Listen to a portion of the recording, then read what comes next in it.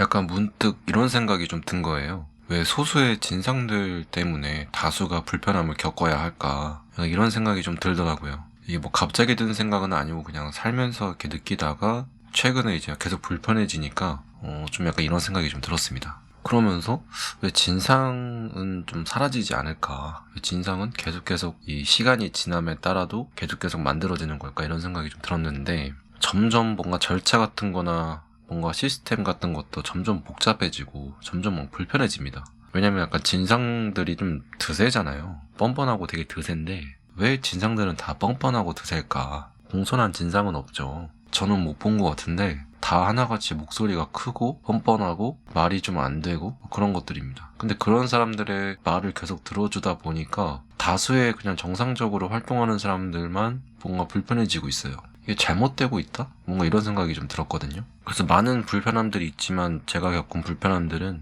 기본적으로 좀 그냥 일상적인 것들인데 뭐 쓰레기통도 그렇고 길거리에 쓰레기통이 없잖아요. 그냥 쓰레기만 버리면 되는데 거기에다가 그냥 뭐 자기 집 있는 생활 쓰레기를 버린다든지 뭐 별걸 다 버리니까 그럼 뭐 이런 것부터 시작해서 자주 가는 그 복합몰이 있는데 그 복합몰 화장실에 그 핸드티슈 담는 칸이 있잖아요. 근데 그 핸드티슈만 담으라고 해놓은 칸에 이제 아파트 일반 쓰레기를 다 담는다든지 아니면 개똥을 거기다가 집어넣는다든지 하니까 그거를 막아버렸어요. 핸드티슈가 사라졌어요. 그리고 화장실도 비밀번호로 잠가버리고 뭐 그건 그렇다고 할 수 있는데 쓰레기통이 또 없어지니까 굉장히 불편하더라고요. 그리고 시스템적인 것들 뭐 실업급여 받는 과정도 나날이 복잡해지잖아요. 부정수급을 하는 사람들이 있기 때문에 또 시스템도 그냥 잘 이용하는 사람들은 잘 이용할 텐데 점점점 절차가 복잡해지고 나이 든 사람들은 그걸 점점 더 어려워하고 저도 이번에 실업급여를 처음 받아봤는데 엄청 복잡하더라고요. 뭐 할 것도 많고 그리고 제가 가는 수영장도 라커룸 리뉴얼을 했는데 굉장히 불편해졌습니다. 라커룸마다 그 번호가 있거든요. 근데 번호를 전에는 자율 배정석이었는데 지금은 이제 지정석으로 바뀌었단 말이에요. 그래서 결제를 하면은 그 번호가 딱 나와서 자기가 이제 그 번호만 쓸 수 있는 건데 이제 보통 수영장이 그렇게 운영을 하잖아요. 근데 제가 가는 수영장은 그렇게 운영을 하면 안 되는 게 그 사물함 구조가 서점처럼 이렇게 일자로 이렇게 돼 있어가지고 번호가 가까운 사람들끼리 배정을 받으면은 자리가 많음에도 불구하고 둘이 붙어서 옷을 갈아입어야 된단 말이죠. 근데 그게 또 좁으니까 한 사람은 또 밖에서 기다려야 되는데 굉장히 불편해요. 그래서 왜 이렇게 될 수밖에 없었냐라고 문의를 넣었더니 자율 배정석 때는 그 안에 키를 가져가는 사람이 있대요. 키를 가져가서 자기 물건을 넣고 키를 가져가서 개인 사물함처럼 쓰는 사람도 있고 그다음에 뭐 2개씩 쓰는 사람도 있고 2-3개씩 쓰는 사람도 있고 그다음에 몰래 따라 들어와서 그냥 공짜로 수영하는 사람도 있고 막 그 얘기를 들으니까 막 어질어질 하더라고요. 아니, 그런 사람들은 몇 명 안 되는데 그 사람들이 물을 흐릴 수는 있겠죠. 물을 흐릴 수 있는데 또 다수가 불편함을 겪게 되는 상황이 온 거잖아요. 뭐 그런 거나 아니 뭐 매장에 있는 휴지랑 빨대를 다 이렇게 올려놓으면은 엄청 많이 가져가는 사람도 있으니까 그 휴지도 엄청 타이트하게 막 꽉에 넣어가지고 휴지 하나 뜯으면은 휴지가 뜯기면서 뜯어지는 거거든요. 그렇게 다 바꿔버리니까 왜 이렇게 됐을까 라는 생각이 들더라고요.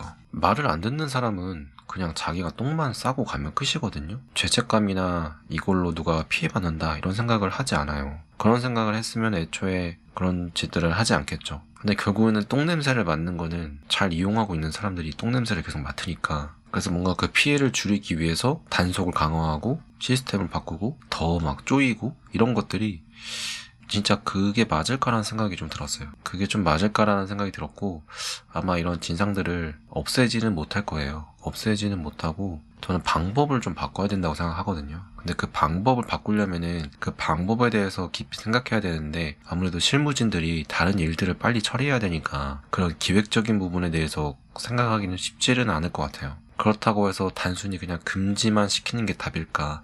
금지하고 막고 하지마. 그리고 시스템 바꿔버리고 편하게 바꿔버리고 관리 측면에서는 뭐 편할 수는 있겠죠. 이렇게 딱 바꿔버리는 게. 그리고 명분도 좋잖아요. 이렇게 안 좋게 이용하는 사람도 있기 때문에 이 시설을 막았음. 근데 그건 정말 몇 명 안 되는 사람들 뿐이고 그 사람들은 그 시설 다시 이용하지도 않는데 잘 지키는 사람들만 불편해지는 상황들이거든요. 그래서 그런 게 좀 방법적인 측면에서 좀 바꿔야 되지 않나.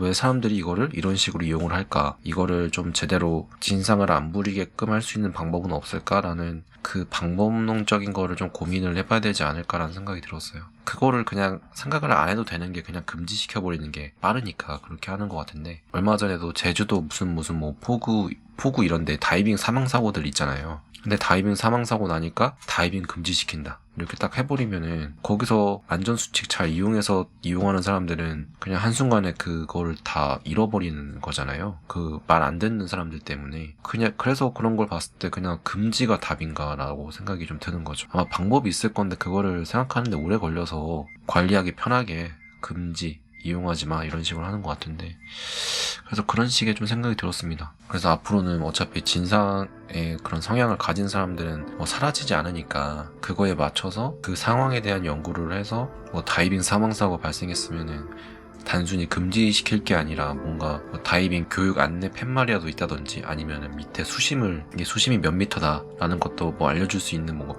팻말 같은 게 있다든지, 그런 게 있으면 좋지 않을까 생각이 들었어요. 바닥에 얼마인지도 모르고 다이빙을 하니까 다치는 거잖아요. 그게 뭐 1.5m밖에 안 되면은 당연히 다이빙하면 다치죠. 배나 가슴밖에 안 오는데 당연히 다치죠. 근데 그걸 모르고 막 다이빙을 하니까 그걸 교육시킬 수 있는 뭔가 교육적인 이미지나 사진 같은 게 있으면은 조금이라도 더 인식이 되지 않을까? 라는 생각이 좀 들어서 그런 부분에서 좀 안타까운 것 같아요. 단순히 그냥 금지만 시키고 이용을 못하게 하고 막아버리고 뭐 이런 게 저는 방법이 아니라고 생각을 해서 조금 안타까운 생각에 이번 콘텐츠를 좀 제작하게 됐습니다. 그럼 다음 영상에서 뵙겠습니다. 감사합니다.